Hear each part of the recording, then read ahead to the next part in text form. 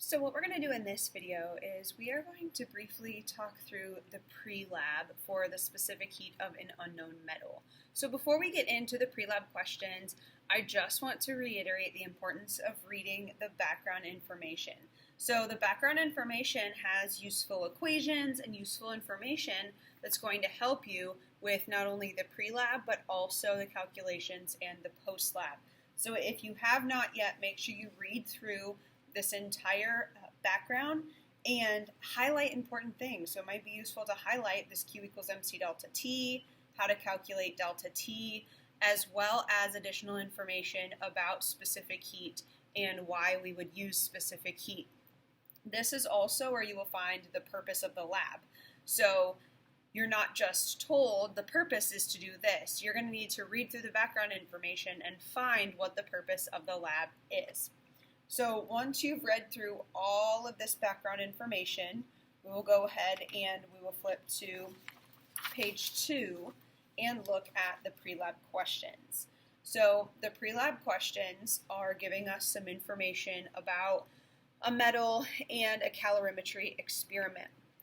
So this says that a metal sample has a mass of 37.58 grams. So I'm just going to label all of my variables. Here's the mass of the metal. It was heated for 10 minutes, 98 degrees Celsius water bath. Metal was poured into the calorimeter with 40 grams of water. They give us the initial temperature of the water, and they give us the final temperature of the water. So remember that the final temperature of the water is everything inside the calorimeter, so that's both the water and the metal.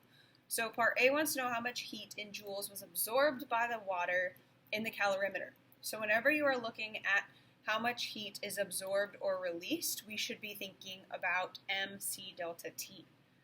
So since we're using Q equals MC delta T, we need to make sure that we are specific with all of these values, because if we're focusing on water, if we want heat of water, that means we want the mass of the water, the specific heat of the water, and the temperature change of the water. So there's nothing about the metal in here. So what we're going to do is we're going to go ahead and plug in our numbers for M, C, and delta T, because Q is what we're trying to solve for. So the mass of the water was 40 grams. Specific heat of the water was given to you in the background information. That's why it's important to read the background. You do need to know the value for specific heat for water. That is 4.184 joules per gram degrees Celsius. Now sometimes you'll see joules per gram Kelvin. The numbers are the same because delta T is the same whether it's Kelvin or Celsius, because you do any conversions before you find the change in temperature. So then the change in temperature, delta T is always final minus initial. Delta T can be negative. It's always final minus initial. So the final temperature of the water was 27.24 degrees Celsius. The initial temperature of the water was 22.04 degrees Celsius. So when you're doing this math, you want to make sure that you have everything in parentheses. So 40 times 4.184 times the quantity 27.24 minus 22.04. That will give you your answer in joules. So remember that you're showing all of these pre-lab questions in your lab notebook. You don't have to rewrite the entire question, but you do need to show your work. So part B says how much heat in joules was lost by the metal. So an important concept when we're looking at calorimetry is that the heat that is absorbed by the water in the calorimeter is being lost by the metal. So it's going to be important that we remember that the heat absorbed by the water, so plus Q because it's endothermic, it's being absorbed, is equal to the heat released by the metal. So positive Q of water is equal to negative Q of metal. The heat absorbed by the water is lost by the metal, and that's due to the first law of thermodynamics. Energy is neither created nor destroyed, it's conserved. Part C wants to know what was the delta T of the metal. So if we look at delta T, it's always final minus initial.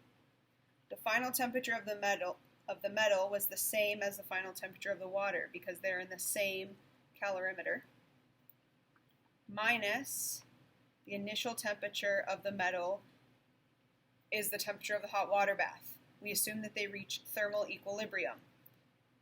Now, they might not reach thermal equilibrium, so that could potentially be a source of error, that we're assuming they're the same temperature. If you don't leave it in long enough, they won't be at the same temperature. So you can subtract those, get your change in temperature. You should notice you have a small number minus a large number. This should be negative. So we have our answer to A. We should have our answer to B boxed as well. Okay, it's going to be your negative value of A. You have delta T of the metal, which is a negative value. So then for D, calculate the specific heat of the metal. So remember that we have MC delta T. C is specific heat. So we're solving for C. So if I rearrange this equation to solve for C, I have Q of the metal over the quantity M times delta T, which makes sense because it's joules over grams times degrees Celsius. Make sure that you are doing your order of operations correctly. So you're doing Q divided by the quantity M times delta T. So Q of my metal is whatever we had in part B, so a negative value of joules. Mass of the metal, they gave us up here 37.58 grams times delta T, which is a negative degrees Celsius. Notice how I have the bottom in parentheses. So we have a negative on top, we're going to have a negative on the bottom. C should be a positive number. Specific heat is always a positive value. Specific heat should never be negative. And then E, there's an obscure law that says the molar mass of a metal can be approximated using the specific heat. So for this, you're just estimating the molar mass. You don't need to know this law. This is just an extra part to this lab. So we can take 25 divided by the specific heat. So divided by whatever the value of C is. And our answer should be in grams per mole because it's molar mass. So we set up the pre-lab questions. You can go through and you can solve all of the values.